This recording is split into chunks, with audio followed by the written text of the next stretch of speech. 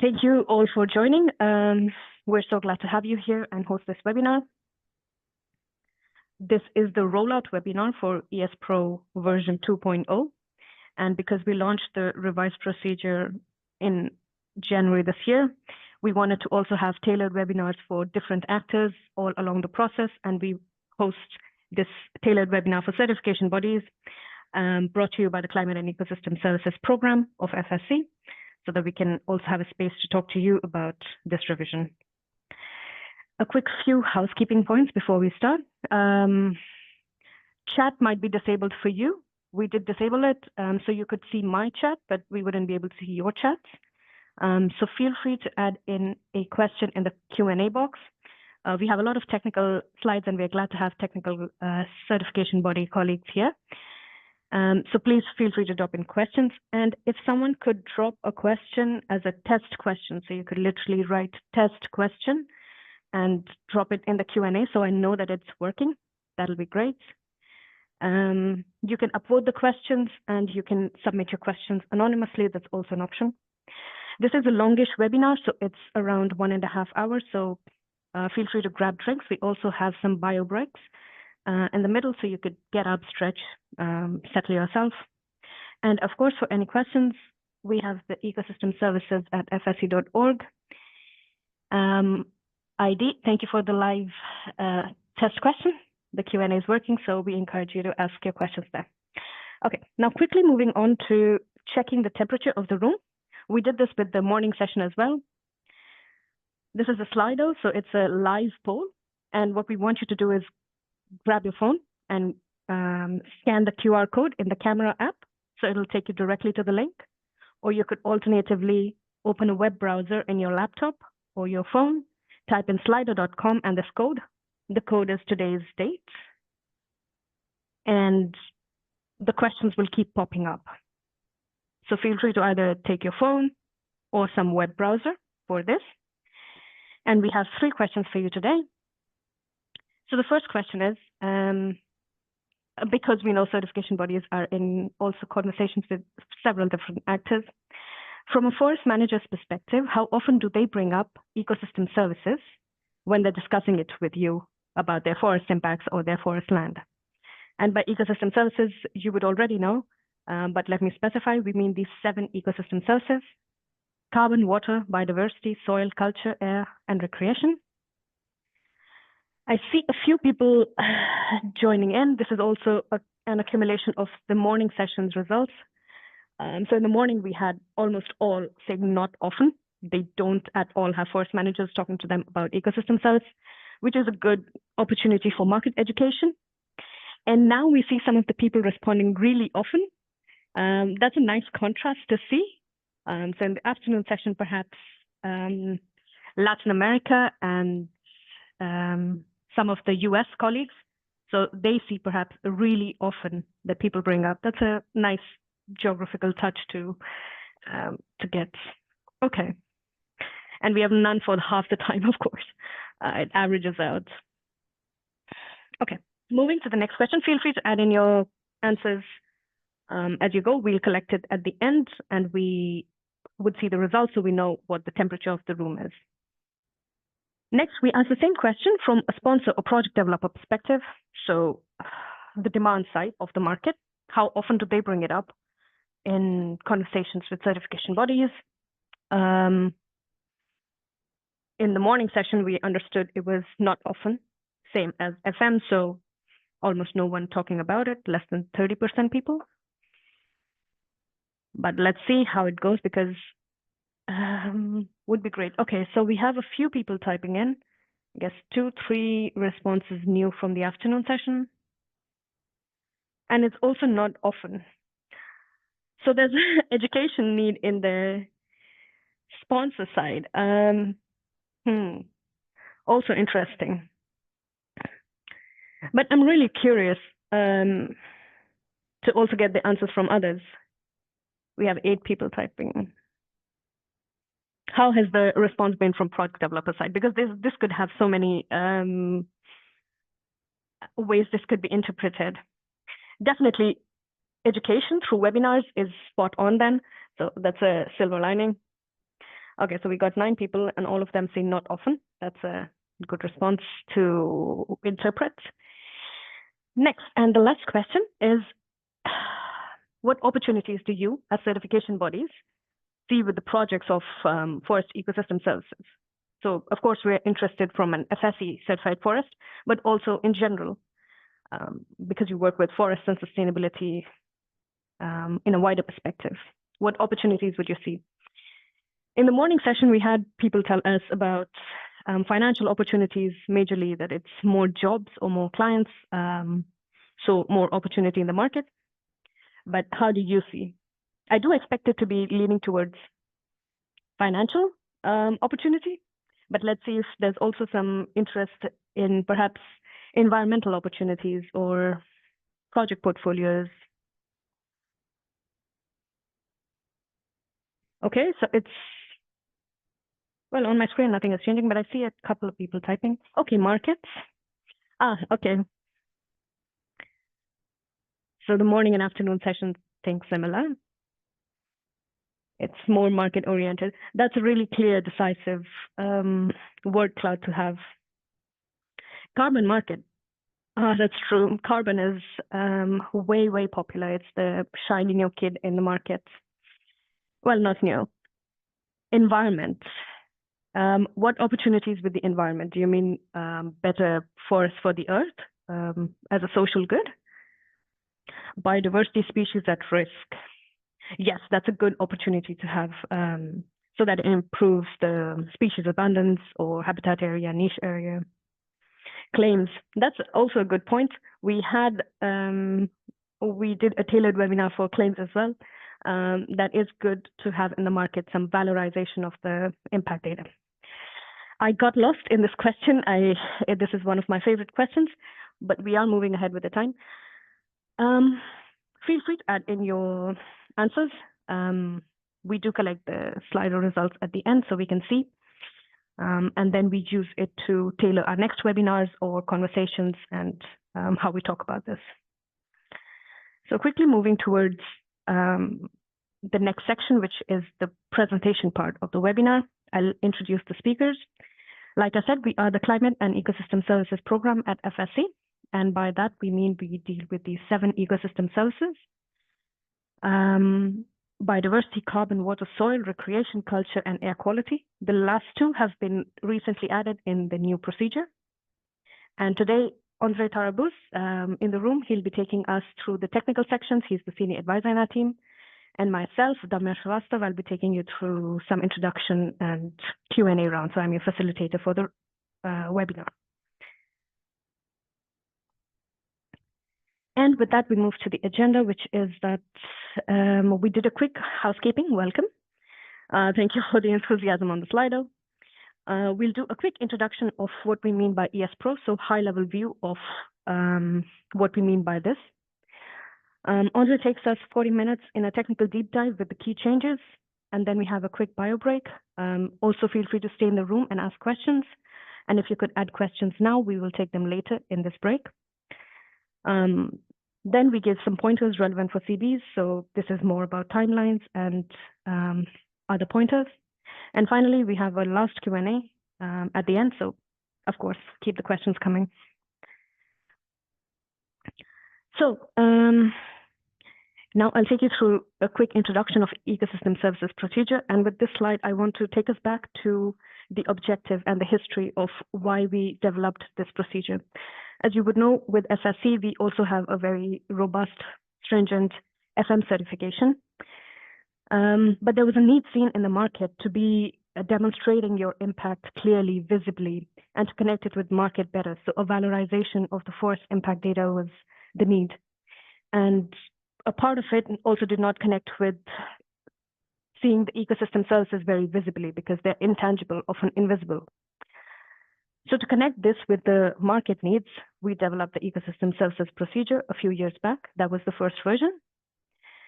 And now, as the market evolved and so did the need for a revision, we now have a revised procedure that was launched in January this year, with the objective being to create a voluntary addition on top of the foundational FM certification that is present. so that forest managers especially can have an additional income for the efforts that they put in for their responsible forest management. And we connected with market with primarily two aspects. The first of which is there is a huge reputational benefit tied with the trust and trademark of FSC. So our label, our logos are very popular. That's because we have robust, stringent integrity.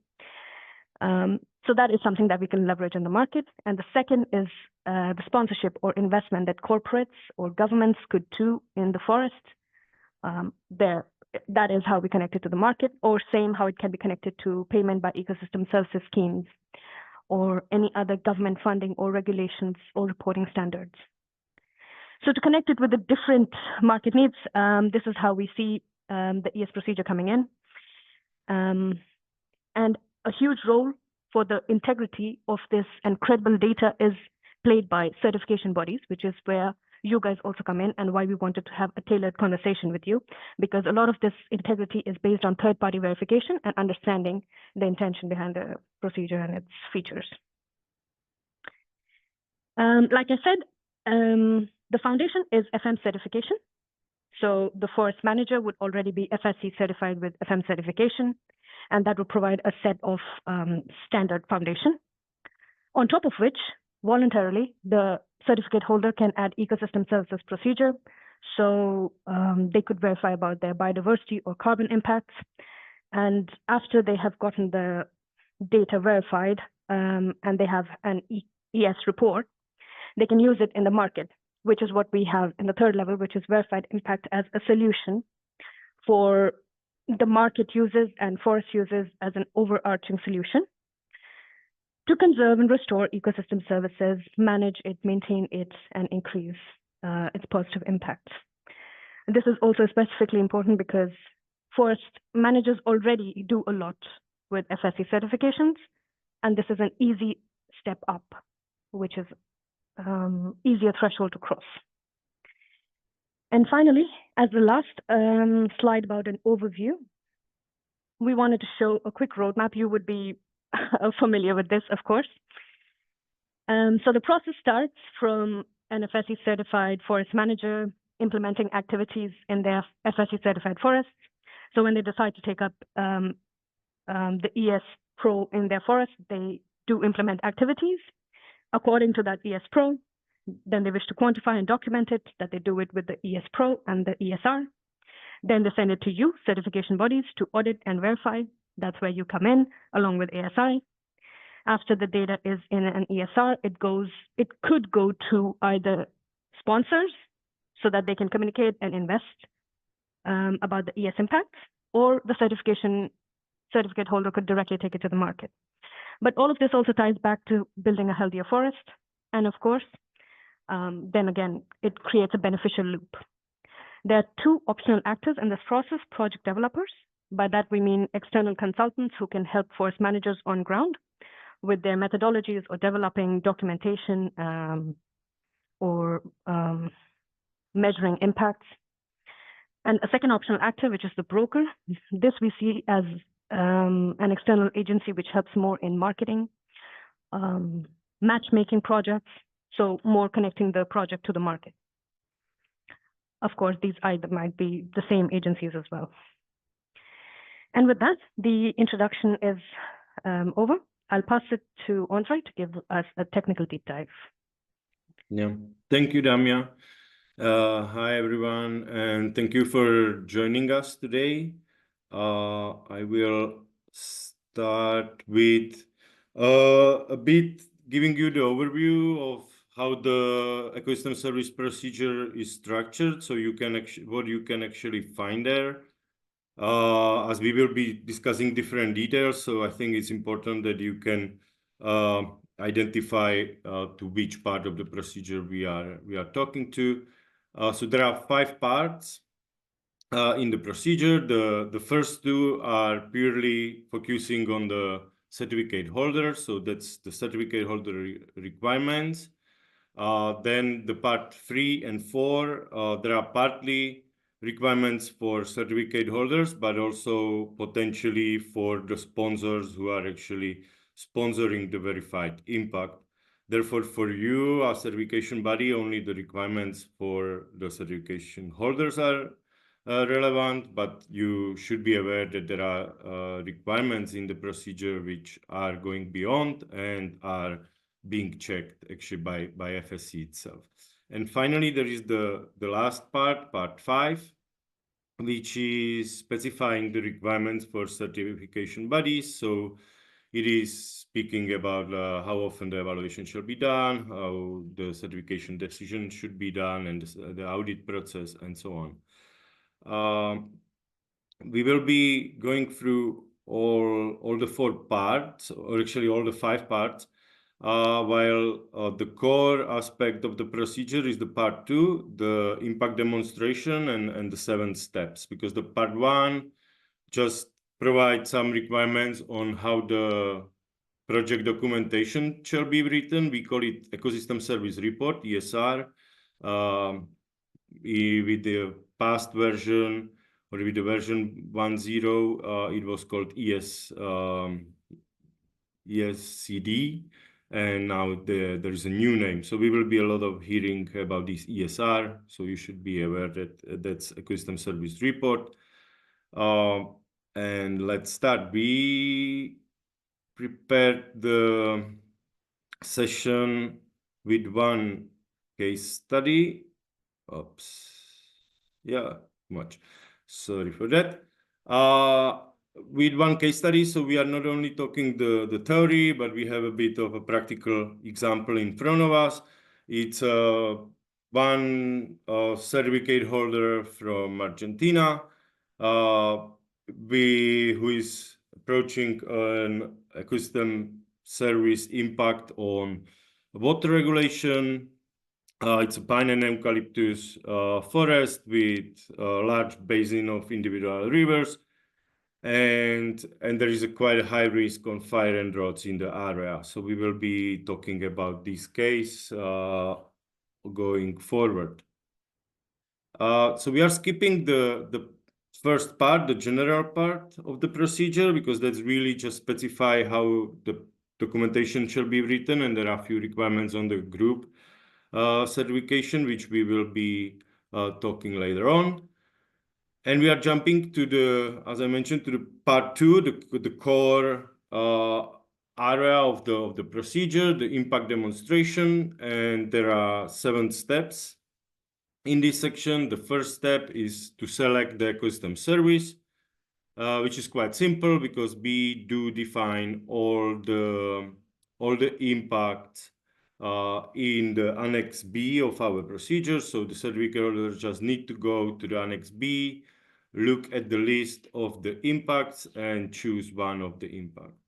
What we do now require in this procedure is to clearly define the boundary of the area, and of course it can be the same boundary as the FM certificate holder area, or it can be that the particular impact is demonstrated on a limited size of the certificate holder area. So we are asking to define this, and we will be asking also to submit a shapefile of that particular area where the project is being implemented, so that there is a clear indication of where in the world this is happening. Coming back to our case study in Argentina, so they would be selecting the impact 3.3, maintenance of water volume regulation, so the category water services. And of course, sometimes it is difficult for the certificate holder to choose the right impact. So there are a few things to consider. One of them would be what unique features their forest operation is having, or maybe what data they're already collecting from the forest, or where the FM certification goes beyond the legal requirements, or if they're already in talk with some sponsors, then they should be looking at the impacts which are asked by the sponsor. Also, when choosing the particular ecosystem service impact, they should keep in mind things like overlap with any other projects, whenever it is voluntary carbon market or payment for ecosystem services and so on, the legal requirements or subsidies which they receive, or what stakeholders and beneficiaries they are having around. And we will be diving into these topics just now. And these are the new additions to the procedure. So what we are adding is the requirements around double claiming. The double claiming is typically where you would be having an impact which you claim under one scheme and then under another scheme. The very typical example would be if you have a forest which is verified according, for example, Vera or Gold Standard or any other voluntary carbon scheme, and then you would be also demonstrating the impact using FSC ecosystem service procedure, then you would be claiming the same impact twice. We are not saying that you cannot apply the procedure on an area where some other project generating some assets or claims is happening. Like the certificate holders can still do that, but first they need to identify this overlap. They would need to record it in the ESR, in the report, and they would need to justify the difference. If they cannot justify the difference, the procedure cannot be used. So how to justify the difference? Well, they can use number of approaches there. The first one, the most easy one would be to justify that there are demonstrating different ecosystem service categories. So for example, if they would be having the carbon credits through some other projects like Vera, for example, and they would be demonstrating the impact on biodiversity through FSC procedure, then that would be allowed. That's not really a problem because they are not claiming the same thing. But if they would be having it within the same ecosystem service category, it would still be possible in case they are looking at different aspects of the ecosystem service category. So for example, if they would be receiving some funds from payment for ecosystem services for habitat protection, and then they would be implementing some other management activities to protect rare, threatened, and endangered species, then these would be two different aspects, and they could justify that this is not actually a full overlap. Or they could also justify it based on a time period. So they could say, okay, well, we have started with Vera, but now from this year, we are moving to FSC ecosystem service procedure. So if there is no overlap in between the periods, then the project could proceed as well. There is one more condition, and that's if they would like to receive the sponsorship. So if they are not doing this verification just for their own claim and to show their stakeholders and their beneficiaries or to their government what they're actually doing, but they want to receive some payment for the claims and allow the sponsors to use the claims of a particular impact, then they would need to run through an additionality test. So they would need to show that that particular impact is actually additional. And that brings me to the topic of the additionality. If I can change the slide, yes. To start with, the additionality is not a mandatory requirement, but there are two situations where the additionality test is required. The first one is, which I have just described, is when you have some other project with some other scheme or some other system, in place, and you want to still sell to find a sponsor for the contribution of that particular impact, then you would need to go through the additionality test. The second situation where the additionality test would be mandatory is when you would be having a sponsor who wants to declare the attribution of the impact. So in other words, a sponsor who wants to say that particular impact happened thanks of their financial contribution. Because you can have different type of claims in the procedure. You can have claim where the sponsor just say, I have contributed to 20,000 tons of CO2 sequestrated.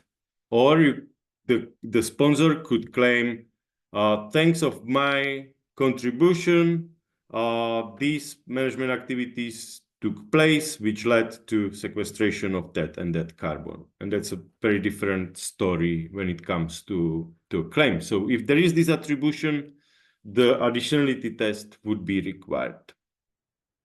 So what is the additionality test? What do we require there?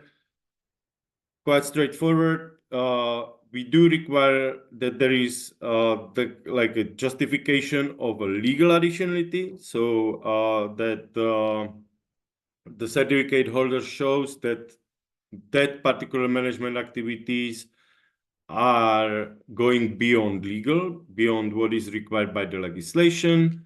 The second point would be to show that there is financial additionality, so that the project could not be feasible without an external funding. And finally, the third requirement is to show that certificate holder have not received any payment or subsidy for this project to happen. So if they comply with these 3 points, the project is additional. Probably good to mention the activities done because of the FM standard can actually be easily additional. So the benchmark is really just the legal. And then when it comes to the financial, we don't consider the fact that there are FM certified as not feasible because of the funding, because they can always abandon the FSC certificate and stop doing particular management activities if they like. Just shortly about FPIC, we are aware that there is already an FPIC process between FM certification, so we didn't want to overcomplicate things. So the only what it needs to be considered is if the FPIC agreement covers all the management activities related to the ecosystem service project. And if so, then the FPIC agreement from the FM certification would be considered sufficient for this. So that was the first step, the selection of the impact, and now we are moving on with the second step, which is a description of the ecosystem service. There are not really major changes in that part, although there are some new topics, but generally we are just asking to complete the ESR, and there should be description of the current and past conditions. They should describe the areas within and outside the management unit which contribute to the selected ecosystem service, and to describe the beneficiaries of the ecosystem service. So in our case study from Argentina, the beneficiaries would be the ones who are actually using the water from their water catchments. Good. And then the step 3 is the theory of change. So that really there was no major changes in there. We are still having 4 steps in the theory of change, where the first step is to describe the management activities taking place on the ground. Then the outputs, which is quantification of the management activity. So how much of something has happened, and then what this leads to. So the outcomes, and finally the impact, which we have defined in the previous step, in the first step. So coming back to the case study, in this, like this certificate holder, what they have done is that they said, okay, well, our management activities is the promotion of natural regeneration and enrichment planting of the riparian forest, and then implementation of control of prohibited activities to prevent some negative environmental impact. So that's the management activity. That's what they do. And then how much of that they do. So the output. So they have promoted the natural regeneration in 50 hectares of the riparian forest, and they have done on 15 hectares, they have done the enrichment planting. And for the second management activity, they have trained 20 people as fire prevention workers and to avoid use of agrochemicals.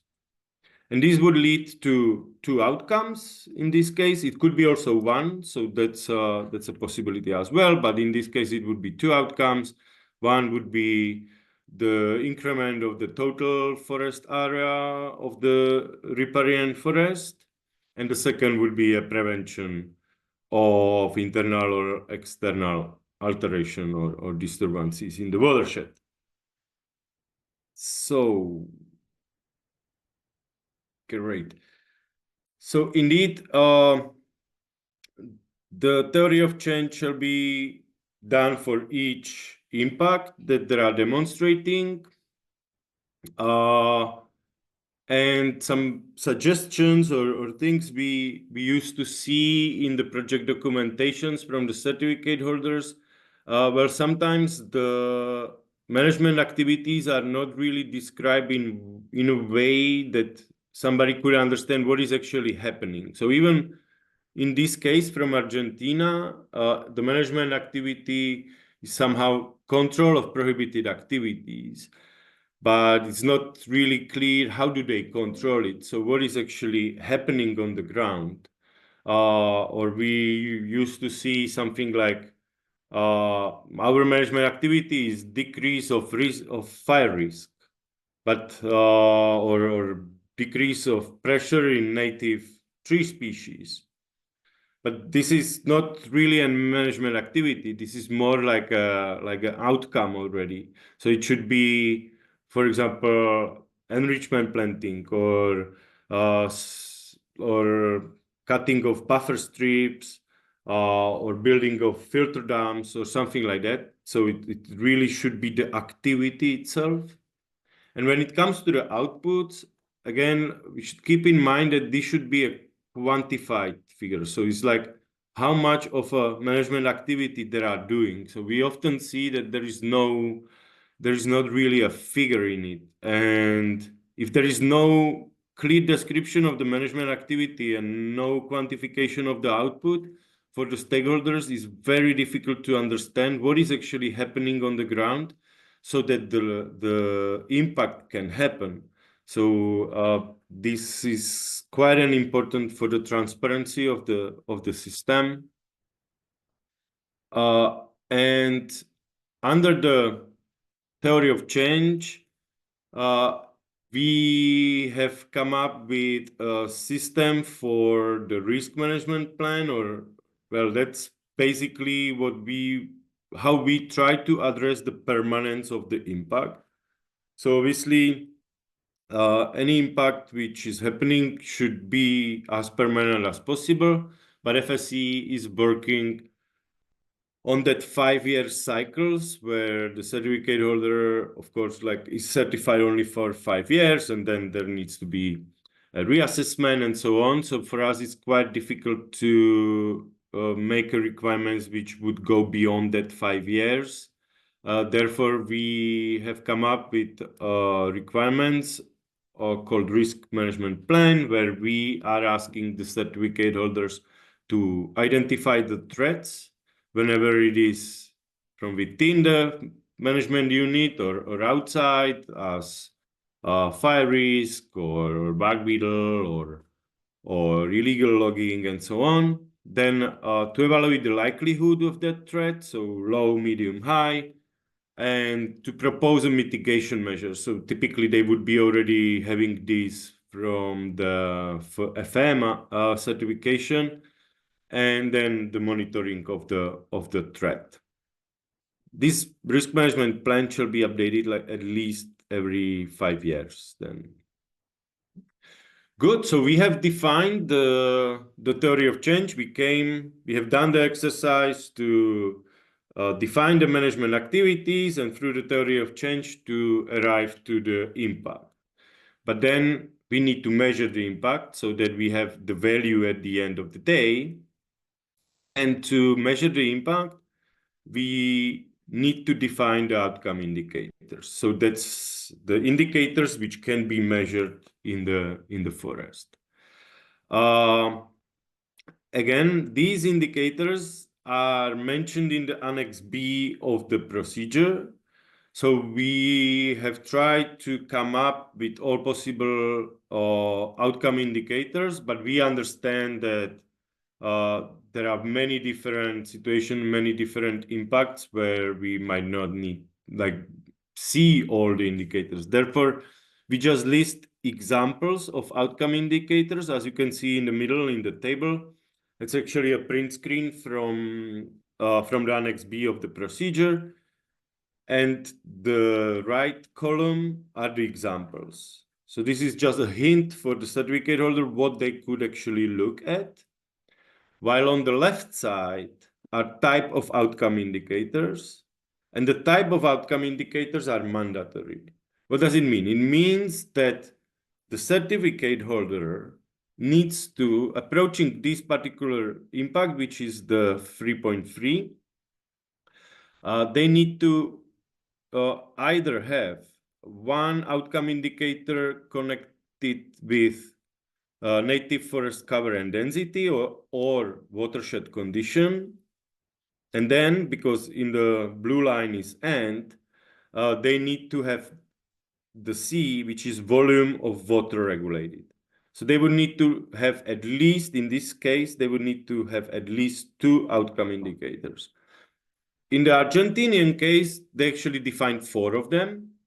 So they have been looking at the forest area as proportion of the total land area, of the percentage of the forest cover, the quality of the riparian zone, and then on some non-permitted activities. If you look into these in detail, you would realize that this is actually not correct, because at least according to the new procedure, because they don't have the C down below the volume of water regulated. So they don't have the quantification of the water which they regulate, and they don't have any outcome indicator to look at that. So that in that case, using the new procedure, they would need one outcome indicator looking particularly in this aspect. Okay.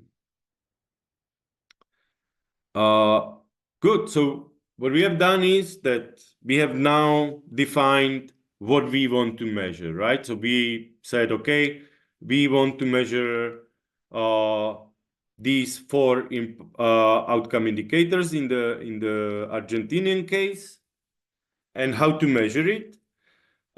Again, we will be soon publishing new guidance on ecosystem service procedure, and the new guidance will be listing all methodologies we are recommending for a particular impact. So there will be a list of impacts. There will be, for most of them, recommended methodology, and then short description of the methodology and link to it. This is not mandatory. The certificate holder can decide to use their own methodology, which is actually in many cases a better option, because What we are trying to recommend are methodologies which can be used globally, while the locally adapted methodologies might be more precise and much more useful for the certificate holder. So that's, of course, possible. It's up to the certificate holder to choose the right methodology. If we would look at the case study, we would see that there are 4 different outcome indicators defined, and they are actually having 5 methodologies.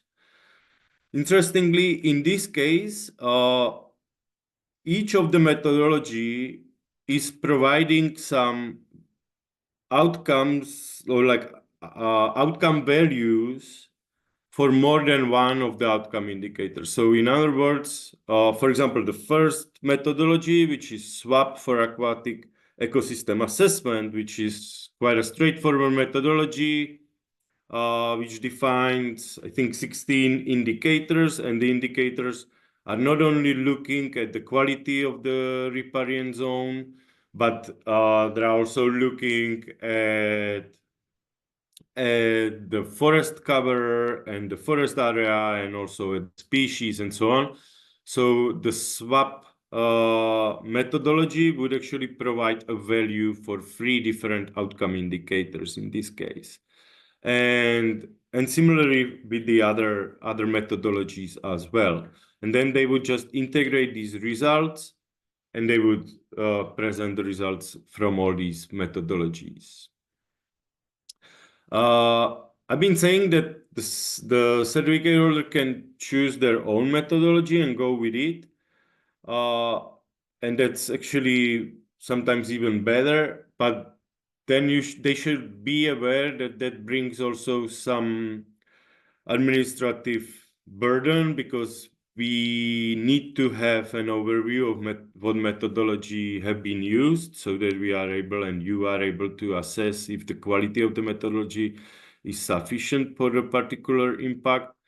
And therefore, they would need to include in the ESR, in the project documentation, they would need to include at least like what methodology they have used, what data sources they have been used, what type of sampling they have been doing, what equipment they've been using for that, and any assumptions done, and yeah, the summary of any analysis performed. So there would be a bit of description of the methodology, but I mean, that was already now in the procedure, and we have been seeing that quite well completed.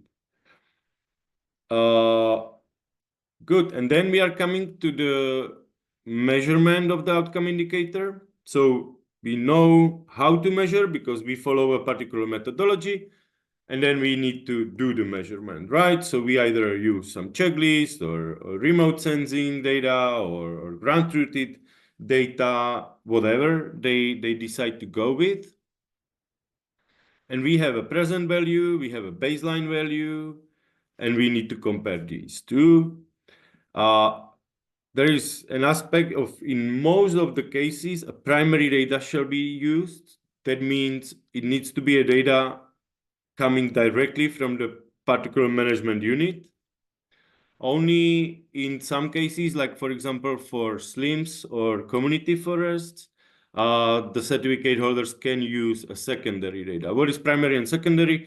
Primary data are coming directly from the management unit. Secondary data are data either from some research or from a management unit nearby, or data which are not directly coming from the management unit within the project area.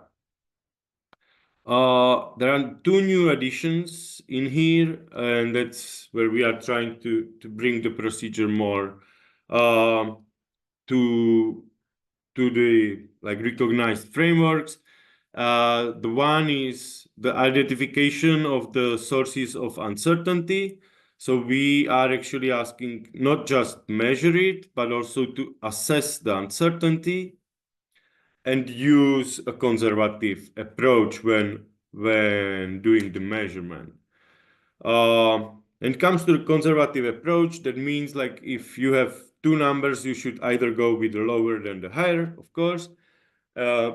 when it comes to the uncertainty, what we are asking is to, whenever possible, calculate the uncertainty range. Typically, the methodology would already have an uncertainty range in it. So they would be saying, okay, if you use this sampling, then this is your uncertainty range. We are also in the guidance itself, we will be providing some links to which if you follow, you would get the uncertainty range for a particular situations. And how is it used then is that once you have the uncertainty range, which maybe tells you, okay, the uncertainty is 10%, then 10% of the value should be deducted. So we would ask to use a deduction factor for the uncertainty identified. And moving on, we would be coming to the statement of results. So we have done the measurement, we have measured the present value, we know the baseline value, we would compare these two, and we would get the result.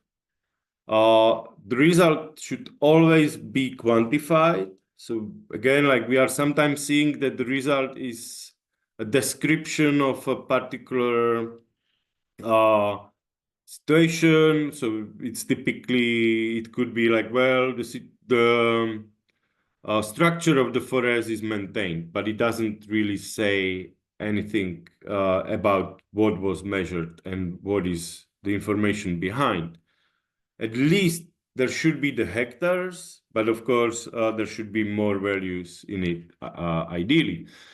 In our case study, the results are that the riparian zone is improving from 50 to 75 shade coverage, while before it was 40 to 60. And the swap score, so that's the first methodology, was showing a result of 7.6, while before it was 7.2.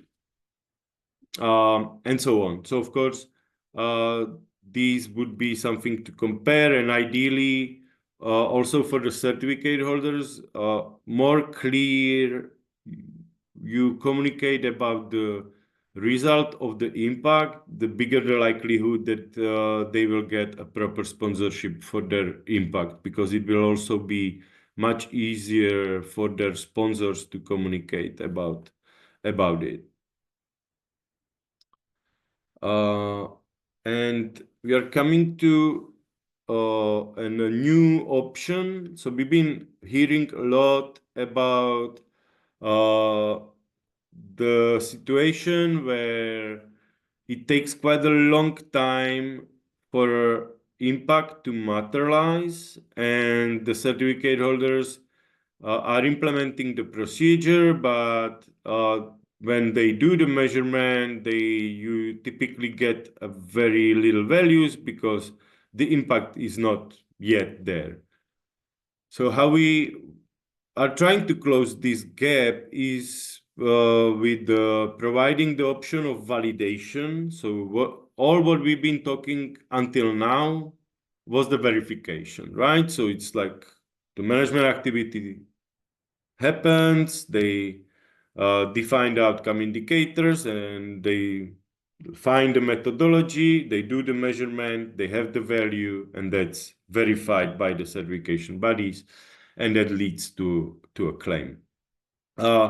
This is something like a middle step in between, where the organization can provide a documented plan with the verifiable target and declare, like showing that they have enough personnel and financial resources to proceed with the demonstration of the impact in the future.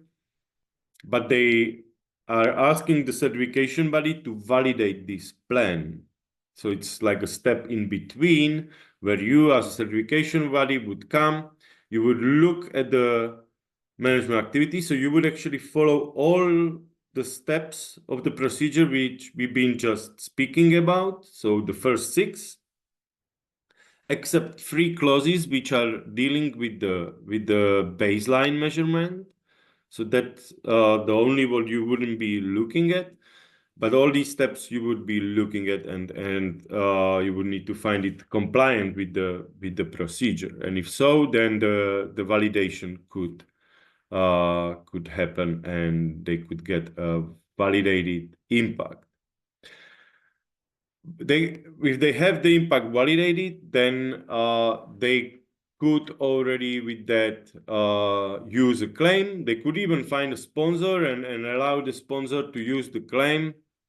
In any case, very sensitive is to use the right wording there. So they really need to stress out that they are working towards particular impact to happen.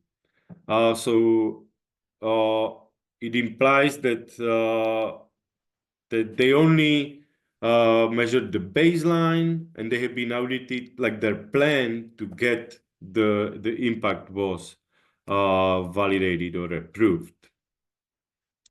But this also brings me to a point of how the claim looks like and what the content of the claim should be. At this stage, probably it's good to mention you as a certification body, you are responsible for approval of any claim done by the certificate holder. In this procedure, often the claims will be done by the sponsors.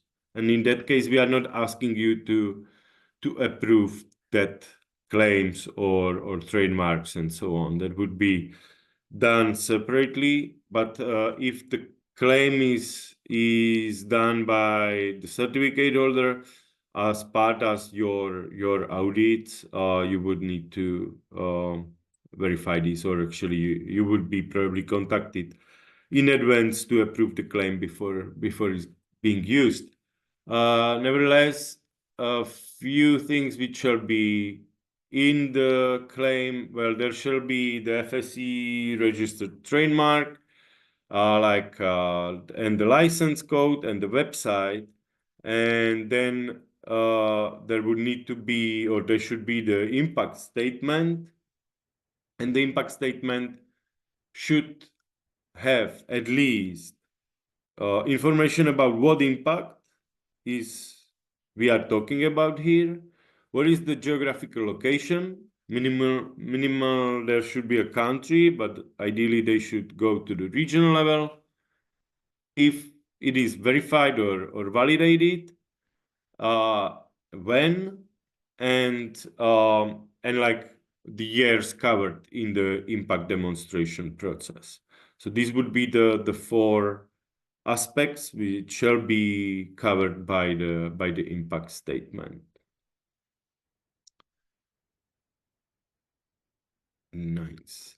Okay, so we are now moving to the part 3,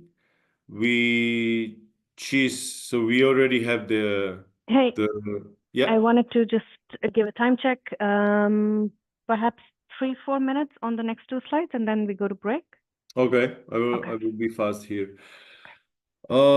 Great. So when it comes to so we already have the impact. We know like how much of what was measured, and we have verified the figures. And now, in case they would get a sponsorship for the impact, the important piece in it is how the revenue is going to be shared between different actors in the system. So while the sponsorship is always between the certificate holder and the sponsor, there might be other parties involved. It could be, as Damia mentioned at the beginning, it could be a project developer who is helping them to develop the project and is then taking a piece of the revenue. It could be a broker. It could be indigenous people or traditional people involved in the project who should get a revenue share of that sponsorship as well. So what is important there, and I do realize not an easy one for certification body, is to evaluate the fairness of the distribution. We had quite a lot of discussion around this particular point, like how to define what is fair and what is not.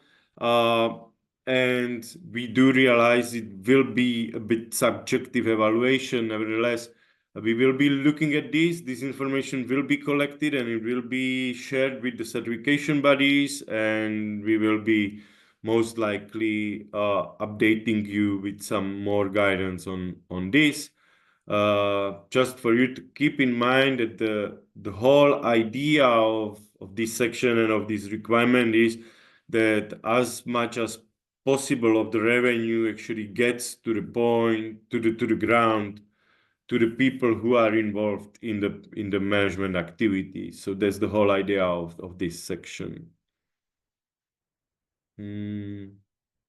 Okay, and just very shortly, I've been speaking at the beginning that the procedure is a bit mix of requirements for different entities. Something is for certification bodies, something is for sponsors, something is for you as a certification bodies. So, well, you are actually not responsible for to check the requirements on the sponsors, but whenever it comes to the certificate holder, that you should at least check that whenever they are getting sponsorship, that they have an agreement with the sponsor, that they have the revenue sharing agreement with all the parties. It doesn't need to be all in one agreement. It can be a separate agreements with different parties. And one last point there is that the verified impact is quantified. Let's use the example of carbon, where you would have 1 million tons of CO2, and the procedure does allow to kind of find number of multiple of sponsors and cut this verified impact in pieces and attribute the different pieces to different sponsors. So that's actually possible. We just need to make sure that there is no oversell of it. So we just need to make sure that the total does not surpass the 100% of the impact verified. But we will have a tool for this, and I will be talking about it after the break, or questions if you have any. Yes, this is the bio break. We don't have any questions right now. So I would like to give us a few minutes to stretch or grab some water. Feel free. I mean, we could also, Andre could also go and get some water or stretch out. But also, if anyone has any questions, let us know. We also have another Q&A round. Of course, we are all quite technical in this room, so perhaps it's easily absorbable by all of us, or perhaps we need some time to digest the content. So you could reach out to us on the Ecosystem Services email ID later. But we could pause a minute to see if there's questions, no pressure. You could also stretch out. I wanted to give us some time before we dive into another short technical dive. And give everyone some time. Okay, but since there are, okay, that's 5:30 on my clock, that's good. If you have any questions, feel free to add it. We've tested the Q&A box, so it works. If not, then it's good that it's digestible, or that we need more time to digest it later. I would pass the floor then back to Andre. Then I will just continue. I think it's fine if Yeah. And if there are any questions at the end, we can take them later on. Yeah, thank you. Good. So we are coming to a section of the procedure which is specifically written for the CBs with the CB requirements. Probably important to mention, we don't have much requirements on the CBs. They are all in the FM standard. So whenever it comes to details like stakeholder consultation or sampling and so on, we would always rely on the FM requirements there. The requirement is that the assessment or the main evaluation will need to always be done on site. The cycle is 5 years, so we don't require to evaluate the compliance with the standard every single year, only every 5 years. However, we do have specifically 5 requirements which we are asking the CBs to look at every single year, and these are listed there on the right side in the green box. And to be honest, like not all of them will need to be evaluated every year because it's mostly connected with some changes. So the first one would be if the FM would start with some external project, then we would need to evaluate the double claiming requirement. If the risk management plan would change, if they would identify new threats or they would implement a new mitigation of the threat, so then this should be checked as well. But if they don't do any changes and the requirement is to check the risk management or like to update the risk management plan at least every 5 years, then there's no need to check. The revenue sharing agreement is pretty much connected with the new sponsor. So every year they would get a new sponsorship. These 2 sections would be required to check on the annual audit. And finally, if they have done any claims, then the claims should be included in the evaluations as well. So as you can see, it's not really much to check during the annual audit. It's just the most critical aspects whenever something has changed over the years. There is also a requirement on how to audit the group schemes whenever there are growing. So there are 2 aspects in it. So it's very common that the verified impact is implemented within the group scheme on some of the group members, and then the years to come, new group members are included in this scope. And we didn't want really to require like an additional audits over and over. Therefore, there is a requirement that if the new groups are implementing the system, the impact which already was verified with the other group members. So if they would be looking at impact of maintenance of native species, for example, and they would follow the same methodology and they would have the same outcome indicator.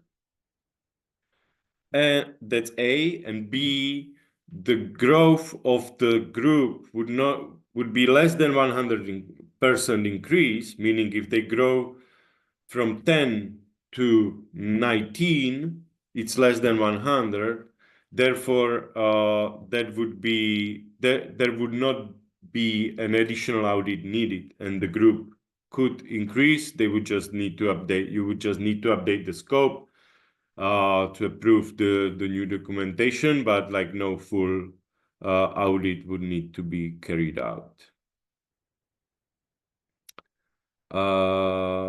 Yeah, shortly about the preparation for the evaluation. So for the main evaluation, well, as you know it, stakeholder consultation should be conducted. The audit preparation includes also review of the ESR. There is a requirement that the ESR shall be submitted to the CB 1 month before the audit date. So you should get enough time to review the ESR, and then you will need to make sure you are following the right sampling. So again, like the sampling is defined in the FM standard, so the sampling plan shall be prepared and followed. When it comes to the decision making, again, not many new things. Everything kind of remains the same, like in FM or in the previous version of the procedure. Just a reminder, the decision making shall be done for each of the ecosystem service impact individually. So if they are having 3 biodiversity impacts, each of their impact shall have their own decision making. It of course can be all in one document and so on, but like each of them shall be looked at and then decided. When it comes to non-conformities, not really changes, major, minor, and observation, while there is the connection between FM and the ecosystem service procedure. So the non-conformities from the procedure does not impact the FM. So if they get major non-conformities which cannot be closed and the scope of the certificate need to be reduced, the FM certificate is remaining valid. It doesn't impact the FM certificate. While the other way around, if the certificate holder would be suspended for the FM certification, then the ecosystem service procedure piece of the certificate or scope of the certificate would also be suspended. So that would need to be done timely. It means within 3 days we would need to know that, because then we would need to freeze the account of the certificate holder in the registry so they cannot do any transactions of the claims. And yeah, okay. I will just maybe go first. Oh no, then I cannot. Okay, anyway, just few points about the reporting. I will be in a few minutes talking about the registry where the reporting shall be done, but we will be asking you to do a very tiny reporting. We are actually taking out the ESR piece from the DAR report. We will have our own registry where we will be asking you to fill in few information, and then you probably all have your internal audit checklist, which is something what we would assume you would be following to keep the evidence about the compliance for each of the requirements. So from our side, there is not much to ask for the reporting, while we do have just the requirements that whenever the ecosystem service procedure audit is done together with the FM audit, then the report shall be with FSC within 13 months, and whenever it is done separately, then within 4 months, the report shall be submitted to us. I've been saying that we are not asking you too much to report. Basically, there are only very few information we need to have. There are, of course, the information, the identification of the CB, of the auditor, and then we just need to have the information about type of evaluation, the evaluation method, the date. We need the verification or validation statement, and then the date of approval and expiry of the impact. So that's really just few clicks what we need.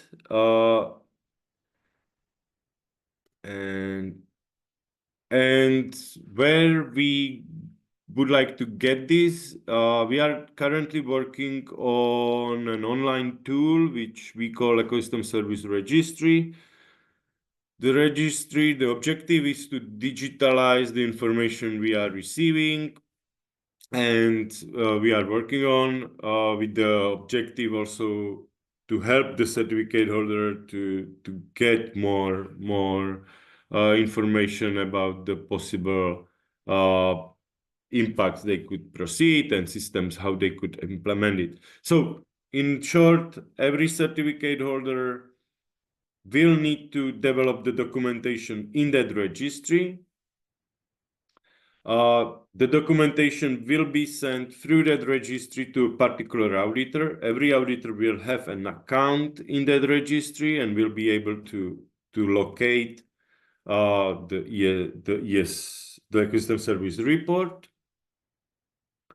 And then the decision maker will also have the account in the registry, so they can also see the ecosystem service report.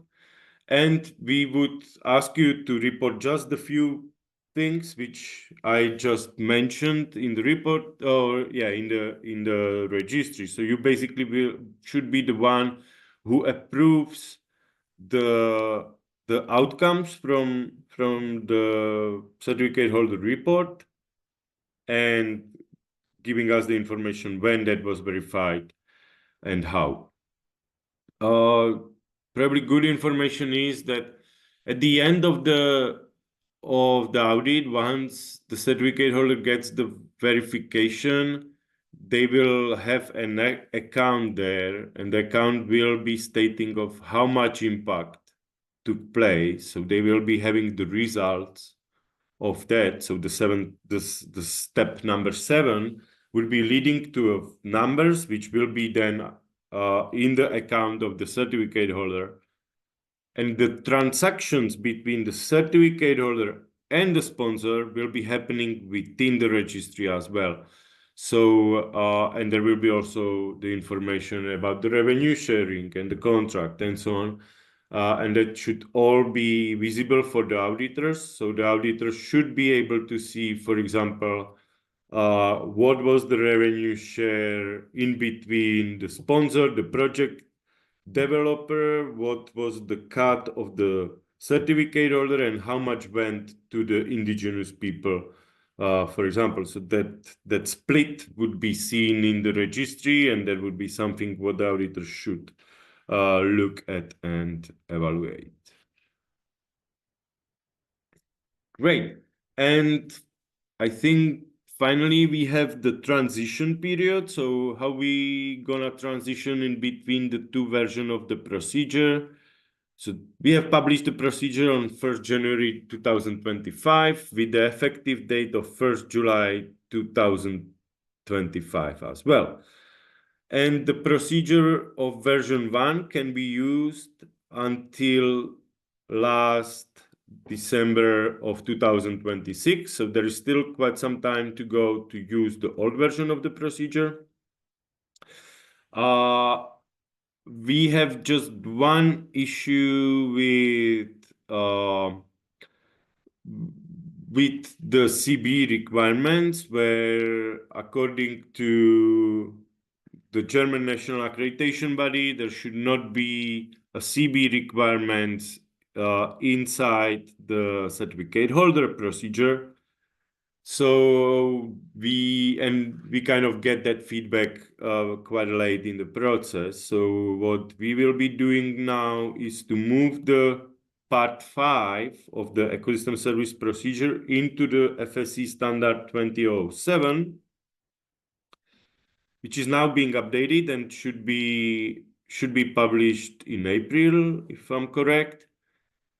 But that means we will get a bit of delay in when this procedure can be used by the certification bodies. And that means that the first audit can happen only after 1st October 2025, as it seems now. So, yeah, indeed. I mean, that will be the 3-month delay, which we will be experiencing over the summer.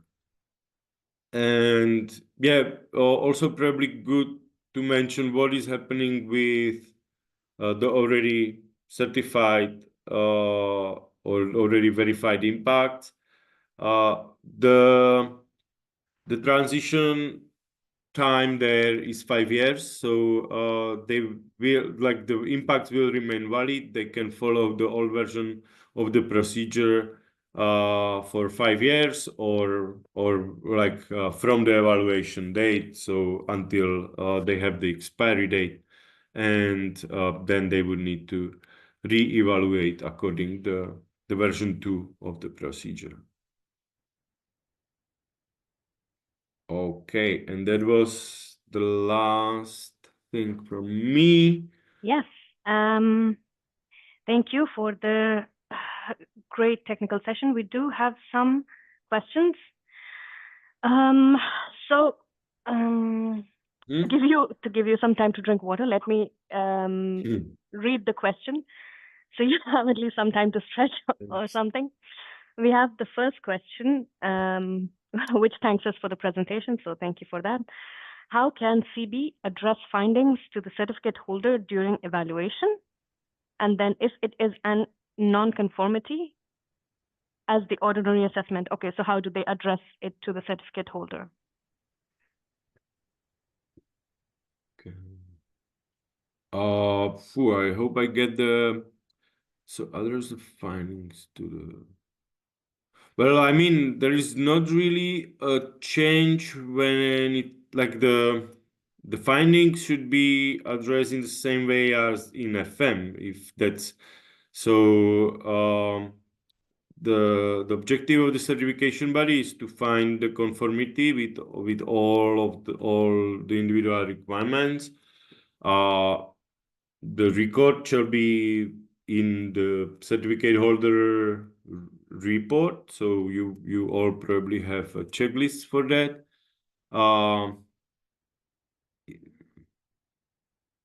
And well, if they have if they are not compliant with a particular requirement of the procedure, then yes, indeed, it's you follow the non-conformities as you know it. So you would, if it's not a systematic non-conformity, then it would be minor. If it's something more systematic or repeated, then it would be a major non-conformity. And then they would be given the typical timeline, which means 3 months for major and 1 year for the minor to close. And then that would be something what you would, in case of the minor nonconformities, that would be something you would be looking at the annual assessment if that was addressed or not. Okay. But let me know if I have replied to the question. If not, just let me. Yeah, you could type in a clarification of the question in the Q&A box if the question wasn't, it has some nuance left. Yeah, exactly. And then the second point was what happens to the ES project if the FM certification is suspended. Yeah, if the FM certification is suspended, then the ES project is suspended as well. So we would need to know that within 3 days. And what we would be doing is that we would kind of freeze their account in the registry. So they could not do any transaction, and they could not get any sponsorship from that moment until their certificate is renewed. So the ES scope fully depends on the FSC FM certificate in this case. Okay.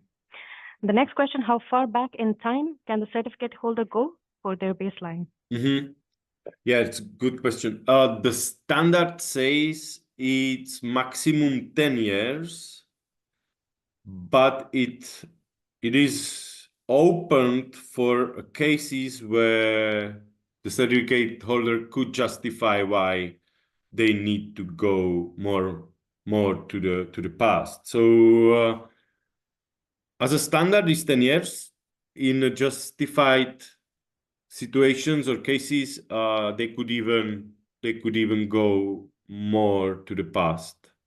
Yeah. Okay. And the next is, there will be changes to auditor skills or competence from this revised procedure?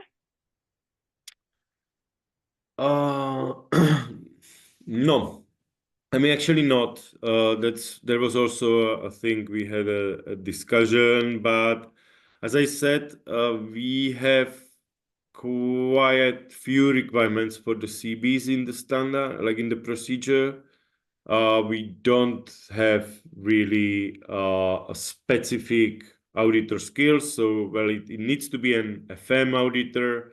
And of course, the auditor should have the experience with the particular impact. So if the impact is about biodiversity, then the auditor should be from, like from the environmental part of the auditing team and so on, but we don't have that specifically defined. We more or less leave that up to the CB to make that decision on who is well qualified to be able to go into the detail when like verifying the quantification of the impact. Okay. How short can the time period be between validation and verification, and if 1 year is good enough? Yes. But the only limit, actually, so we are not prescriptive on that. It can be 1 year, really. It can be, well, as short as 1 day, probably. But we only limit the maximum time in between. And the limitation in the maximum is that there is a validation. The validation is valid for 5 years. And then they are allowed to revalidate that 1 more time. So the maximum time that the particular impact can be validated is 10 years. And then either they do the verification or they would need to drop that scope. So that's the only limitation when it comes to validation, is that we do have the requirement that validated impact can be revalidated only once, which means they can go with that validation for 10 years. But we don't limit the minimum time period in that. Okay, that's super. Who checks the sponsor statements? Trademark service provider? Yeah, exactly. FSC. So it's FSC. We have people who are called trademark service providers who are looking at the claims done by what is it? The organization who are not chain of custody certified but are using the trademark. So the same people would be responsible for the sponsor statements and the approval and any requirements around sponsors, because in the new procedure there are actually quite some requirements on sponsors. It's not just about the statement or the claim, but also like that the sponsor needs to follow mitigation hierarchy, for example, and so on. Good. Yes. Okay. And we have a last question. Is there a reason for reporting of the individual auditor responsible for an evaluation rather than reporting only the CP? Well, a good point. I cannot come up with a better reason than that. Just this was kind of taken from the past practice, because like now we had the so what is reported now is the ESCD, right? So it's the report containing all the project documentation and the auditor statements and so on. And in that document, we do have the individual auditor mentioned as well. But well, it's a good point. Like we probably don't. I would need to give it a thought, like why we would need a specific auditor mentioned in the report. I suppose it's a good practice in terms of if, for example, some stakeholders would like to reach out to a particular auditor with some complaint or something, but that might even be better to do it at the CB level. Anyway, it's a good point. We can give it a thought. Why it would need to be, and give us a feedback if you would have a issue with having the auditor name, or if you have some arguments against that. That would be good to hear. Okay, Gabe is saying that there are auditors not in the FM summary report. Okay. And I wonder if there are in the ESCDs or not. I can check it. There's the name of the specific auditor in the ESCD, Right, along with the name of the organization. And we also have another comment. They said they don't have a problem. They were just wondering about the reason, because they think the best practice for communications to go through certification body. Okay, to have like an overarching body, not the individual name. Those are good aspects to also consider. But yeah, good food for thought. Okay, I see then we don't have any other open questions. So as facilitator and moderator, I'll just take over and ask for any final round of questions. We're glad to host a platform for certification bodies. We don't often talk to you directly, but always great to talk. But okay, I think no more questions. So we go directly to our thank you slides. It's a great big effort from our speakers, especially from Andre. So of course, a big thank you to him and to all of the participants also for your patience, for asking questions, answering in Slido, all the enthusiasm, coming in, chiming in. Great to connect with you.